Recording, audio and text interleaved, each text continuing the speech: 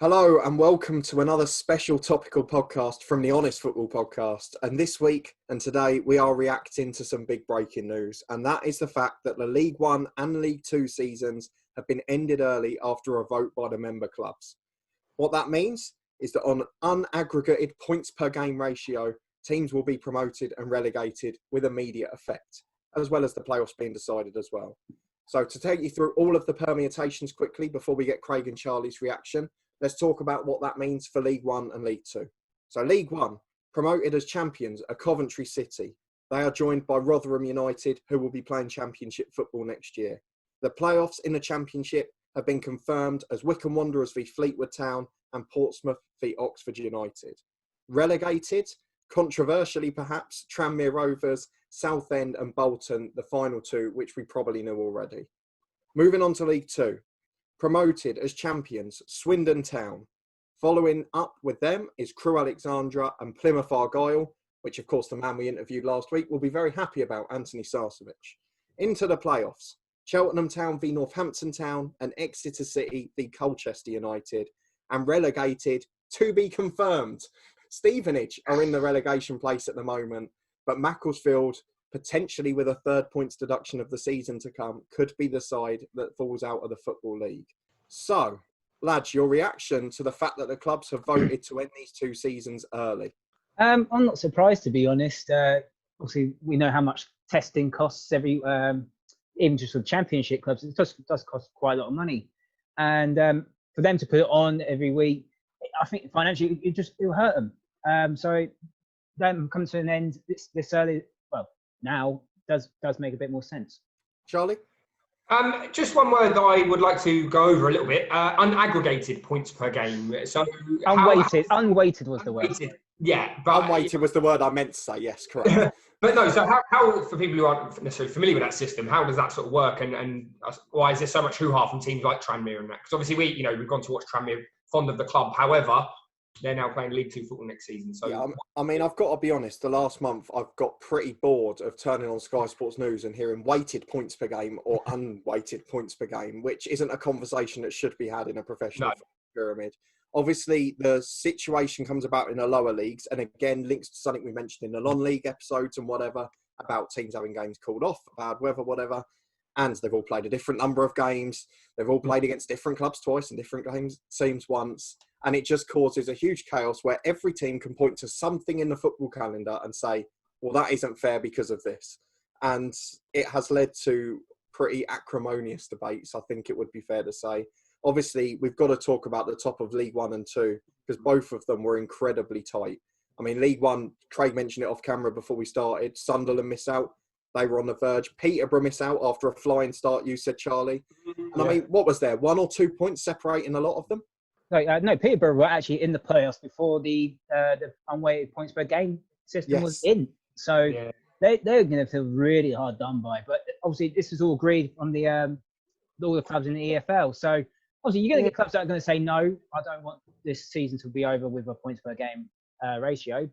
But yeah, I can understand Peterborough's frustration, to be honest. I suppose, I think what's not been spoken about as much, it feels like, is the opinion of the teams who are mid-table, not going to get relegated, not going to get promoted. And actually, they carry so much weight in this situation. They're almost the people you probably want to, if you're a club like, a Peterborough or a Tranmere, they're the sort of teams you want to sort of be courting and try and get them on side and get, in favour of your decision. But actually, to them, I suppose, this is the cleanest and clearest option for a mid-table club.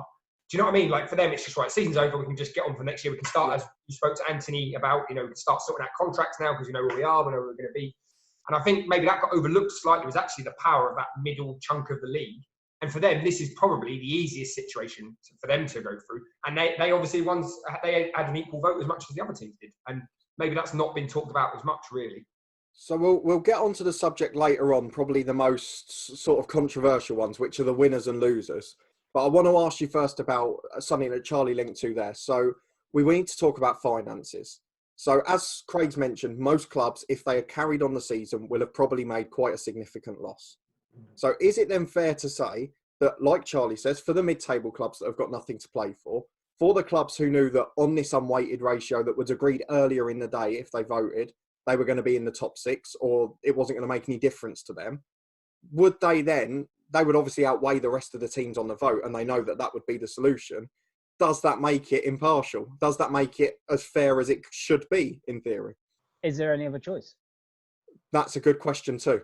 I suppose I see what you're saying. I think you alluded to it earlier when you sort of mentioned about, the people pointing at different parts of the season. It's the same with that, really. I think there was no really, well, we touched on it before. The only actual impartial way to finish it would to have been just void the season. Now, obviously, that wasn't going to happen. But in terms of impartiality, for me, that was the only way they were ever going to be completely neutral about the whole thing.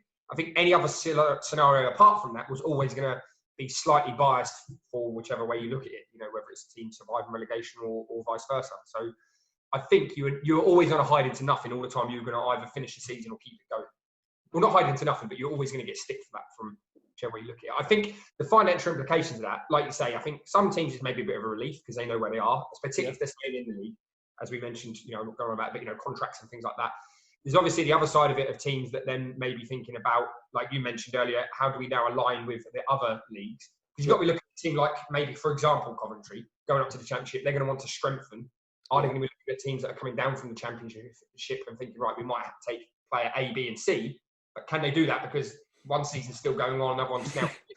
Do you know what I mean? So the finances of that, I wouldn't want to be a chairman or a financial, person within the club at this moment if I'm a team getting promoted or relegated. The only ones this really benefits, like I mentioned a minute ago, was the ones in the middle, financially as well, personally. Well, you're saying about financial terms, the team's going up, but you got to remember, obviously, there's no fans coming into the grounds anyway. You're not getting the match day income.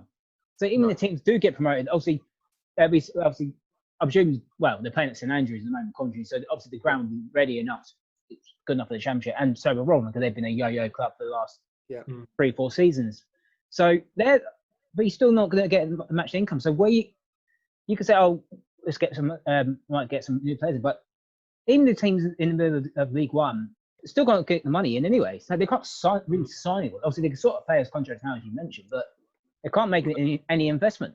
I would say what might go in their favour is they might, I don't know how it's going to work, they might get a little bit more TV money in the Championship. It's the teams who are going from League One to League Two, like you say, because the point you made perfectly, Craig, about them being empty stadiums, but then you're going to playing against, going from League One to League Two with an even smaller budget. I mean, they're the ones who are in real trouble. I mean, Southend, teams like that, whether they'll survive this, genuinely, is, like, because of the points you just made there, Craig. I don't know. Sorry, Dan, I jumped in, mate, anyway. That's fine. I mean, that's another argument we're going to have a little bit later on, which is about how many clubs are actually going to survive this and what on earth's going to happen. We saw with Bury last year, before any of this happened, Bolton were nearly there as well. You'd imagine this is going to have the same effect on a few others. But I want to go back to a point you both mentioned, which was clubs going up to the Championship, clubs that are starting to plan for their summer. And the seasons are finishing at different points. So the Championship we know is playing until the end of July, possibly the start of August. We still have no idea when the League One and League Two playoffs are going to actually be played. Oh, no, they've mentioned that. They have mentioned the dates of that. I'll carry on talking and I'll get back to you. And the other point I was going to finish on with that is then what's going to happen to the start of the new season? Because obviously, realistically, the Premier League and Championship, the earliest it's going to be is the start of October, end of September, because you've got to have a 5-6 week gap between the two seasons. And as you say, then League One clubs can't prepare because how do you know when the Championship, what clubs are even coming down, what players you can sign? You have no idea. Well, that's the thing. We especially nowadays, the amount of clauses that are written into contracts, or vice versa, of teams coming up and down. Your whole strategy for who's promoted and relegated. There's no point dressing it up. It's a fact, isn't it? If a team's going down, you're going to start looking at them first from the league above, a relegated team. Oh, who do we think we could take along with us? Because the players are ultimately going to want to play Championship football as well. And then you're looking at players that are maybe then going from possibly playing in the Championship up to, like you say, August. And then maybe potentially having to start a season in League One 2 weeks later. Well, we mentioned this with Lyle Taylor, didn't we, in the Charlton one last week, which is he's potentially looking at clubs like Rangers and things like that to move to. If he plays with Charlton the rest of the season, or even to the end of his contract, he's then potentially got less than a month between the two seasons, which is a remarkable set of events, really. I think from a financial perspective, going up, there's issues, but going down financially, as we mentioned, and it must be a real headache, because I think the problem is that there's no real clear, as much as they've been, clear today on what's happening in terms of positioning, the financial thing hasn't really ever been solid, concrete sort of, this is what's going to happen in this scenario. So how the finances are going to work from this. And we can't help but talk about professional football now, about talking about money. But but as you mentioned earlier about when they go back playing again, obviously now the season's over, but we don't know if they're actually going to play in August. Yeah. But if you're saying the Championship's finishing the end of July, which it is, you can't start the Championship in October and get the League One clubs going up a longer pre-season, a longer rest period. That's not going to be fair on them either. And it won't work for a transfer window across the country. And this is the problem that we're moving on to next, which is... I've got the playoff final dates as well. So. Oh, sorry. Please give us the playoff dates before we go on. Right, so League One hasn't been announced yet, but I've got League Two. Because that was a bit earlier in the day, wasn't it? That was earlier in the day, so obviously they had time for that. So the playoff games on the first leg is on Thursday, the 18th of June. So wow, a week and a half. A week and a half's time. The second leg is on Monday, the 22nd of June, and the playoff final is on Monday, the 29th. Will that still be at Wembley? Or the final is at Wembley. Because the thing is as well, if you're a manager or coach now for any of those teams involved, really up to this point, I don't know. I assume players have been doing bits at home and they might have done a bit of small group work. But they couldn't train as a full squad till this week. I mean, so you've got 10 days, is it, more or less? 10 days, you've got to do testing. They've started doing it, but they've still got to do more testing. And then they've got to get to phase 2, which is obviously close action ball work. And then they've got to have at least a training game. Behind closed doors. Behind closed doors, pre-season games. And then obviously get to the playoff semi-final. The players are not going to be ready for it. And 3 months off nearly as well for the biggest game of some of their lives. It's ridiculous, isn't it, really? But well, as we spoke about, it can genuinely make or break a club. Financially, again, a lot of these clubs have been playing so much into the season. I think the only thing I would say, to play slightly of the other side of the fence, is that at least we know where we are now, albeit that we don't necessarily agree with parts of it. At least we know where we are. What I think is now dragging on a bit is this whole Macclesfield thing, and why this couldn't have been sorted out today as well. Surely, I mean, do you need? I don't even know the time frame of when this all kicked off, when there was talk. Like, why does it take that long? And I know I don't work in administration or anything like that, so maybe I'm being very naive. But why does it take that long to decide whether a club has committed an offence, and if they have, then a certain punishment? I mean, you can go into a whole different debate about whether that's a fair punishment or not, but at least hand out one, or not hand them out one. I don't see why this is dragging on, because you're a club like Stevenage or Macclesfield now, all over the shop. Genuinely have no idea whether you're playing Football League football, National League football, and the financial implications of that are huge. No, exactly. That's just about to say the financial aspect, because obviously the TV deal for the Football League is so much bigger than the TV deal in the National League. I suppose what this has highlighted to me, this recent period, and you can argue that they made a decision today, which is fine, but the EFL, for whatever reason, seems to drag, and maybe it's the Premier League as well, I don't know, but seems to just drag everything out for so long. I mean, before this even kicked off, there's other things we've spoken about in previous debates and stuff in our podcast about why it just takes so long to do anything. Even the business with Berry, how long did that take to make a decision? I just don't understand why this is dragged out so much. I think it's not just the EFL. I think it's the FA as well. Well, yeah, that's FA probably better. Always take their time. It's we just today as well, where South Shields obviously had their appeal to get promoted rejected. I mean, it's just shown that football administratively wasn't prepared for this. But Craig, you have mentioned the next point I wanted to move on to, the penultimate one, which is an important one. So you talked about South Shields there very briefly, and we've talked about the Championship a little bit already. So we're now in a situation where in one football pyramid, we've got the top 2 leagues, which are continuing and playing till the end of the season. The next 2 years, which have finished the season early, but are still doing promotions and relegations based on unweighted points per game. And we have got from the National League down, which has null and voided the season, with the National League still yet to decide exactly what's going to happen across the board. But it looks likely it's going to be more similar to the EFL League 1 and 2. But we're now in a position where one football pyramid is doing 3 different things. Some levels you're not getting promotions and relegations. Some you're still playing until August. And some you have no idea when you're next going to kick a ball. But you know what's happening next season. How on earth have we got into this situation? We don't know, sorry, just to go on, but we don't even know if non-league teams are going to be in the FA Cup next season. Well, we're not even going to get... I know we'd like to, but we're not even going to get into the FA Cup and Carabao Cup and FA Trophy today, because it will end up being a 2-hour episode. But it's another point for another day, and I'm sure we'll have another episode on it when it happens, because, like you say, there's so much uncertainty around that, particularly for clubs at your sort of level. I think just retrospectively, this could have been handled so much better, and I know that's easy to say, but genuinely, I think it just needed to be clear and quick decisions. I think the longer it drags out, the more people talk, the more angry people get. If you're a club like Tranmere, I'm very fond of them and stuff. I don't necessarily like the way some people have been saying, but they put a good run together. Well, that's ifs and buts. If you won every game, you would be in that position. I'm not saying they should have, but that's how a football season works. You could say some teams, if it was a 50-game season, we might have stayed up, but it's not. So, you've got to play the games that you dealt with. I don't like that as an excuse, but I do understand the argument of just why it's been up in the air and do we, don't we, what we're going to do, how we're going to do all of this. I think moving forward, if anything comes out of this positive, it's got to be that we have to improve the speed of how league decisions are handled, whether that's to do with suspensions or whatever it is. Do you know what I mean? Points deductions, for teams who make infringements. It just seems to drag on, and this is the result of it. Basically a cluster bomb of crap, really, to be honest. Do you know what I mean? Like, they all stopped playing in early March. I think it was the 13th or something like that, March. Yeah, so the last games were the 10th and 11th midweek, I think. Yeah. Yeah. So that was the last game. So it's now the 9th of June. 3 months. 3 months has taken them to make a decision. All right, let's end the season. Everyone knew how long this pandemic was going to be because it obviously hadn't even reached the peak yet at that time, and it was on its way up, and obviously now it's on its way down. Thank Christ. But how in that time have they not made any decision? Because it kept getting delayed. Because we've come to EFL statements on Twitter being, we've had a meeting and we're going to have another meeting on this day. Well, why give me a statement saying we had a meeting, we're going to have another meeting? Just say, look, we've had a chat. We couldn't not agree on what the outcome was. We're going to push it, but they were so unclear in every statement. We had a meeting, we'll have another meeting.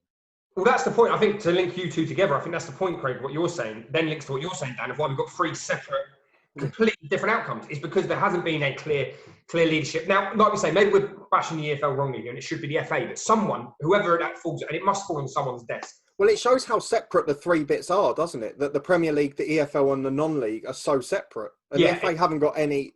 Really, the FA after this should probably then have an overriding decision-making for the 3.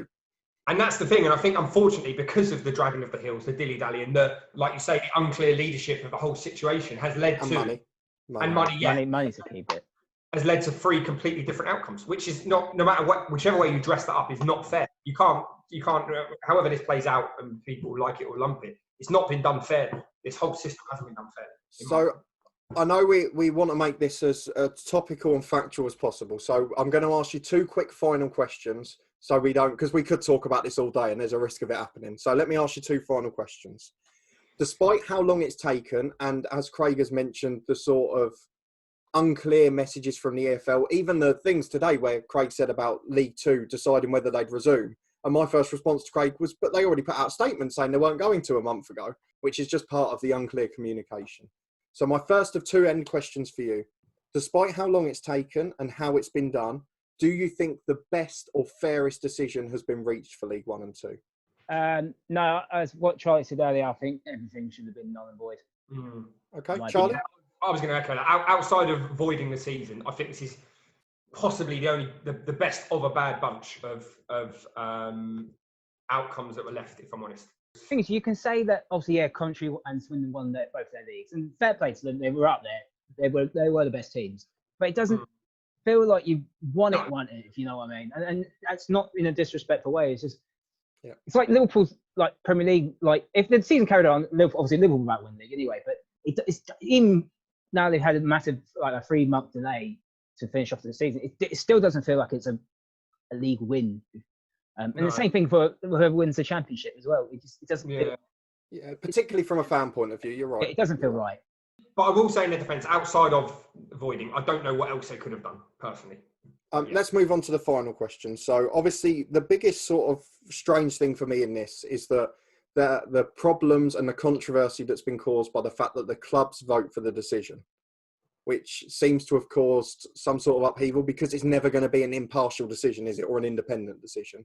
Moving forward, do you think that has to change? And whether it's the FA, the EFL, the Premier League, non-league, however it's done, do you think decisions need to be made by independent bodies rather than the clubs themselves?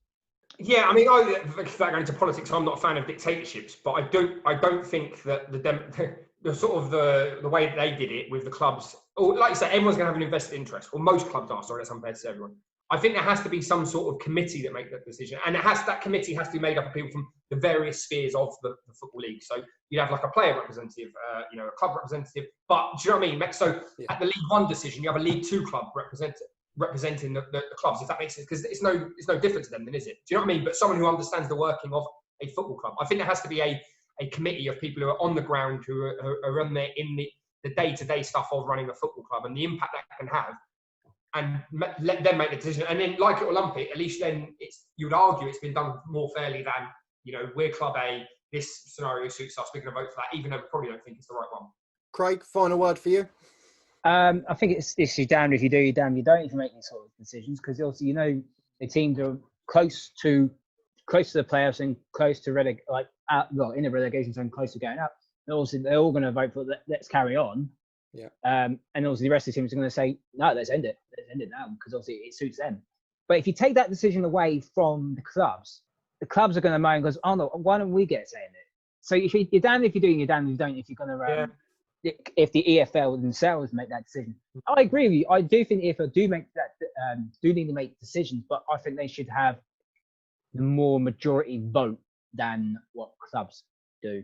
Clubs obviously can make a vote because obviously they're part of it, but that only for a certain percentage, and then the EFL higher ups should make the overall decision. Some interesting thoughts from the gentleman there. We will leave it at that for now. Obviously, we've only touched on a few of the issues that are going to be coming out of this, and I'm sure there'll be plenty more topical episodes to come following it. Congratulations to the clubs that have got promoted. Good luck to those who are in the playoffs, and commiserations to those who are or may well be going down. And we'll wait to see what happens with the rest. Let us know in the comments what you think, who you support and how it's affected you. And if you've got any better ideas than us into what will happen in the future. If you did enjoy this episode, though, and our reaction to that news, please do put a thumbs up on the video. Let us know down in the comments what you think, and subscribe to the podcast channel for regular videos, interviews, matchday vlogs hopefully soon, and plenty of others as well. And you can follow us over on Twitter @HonestFootball3. And hopefully we'll see you next time.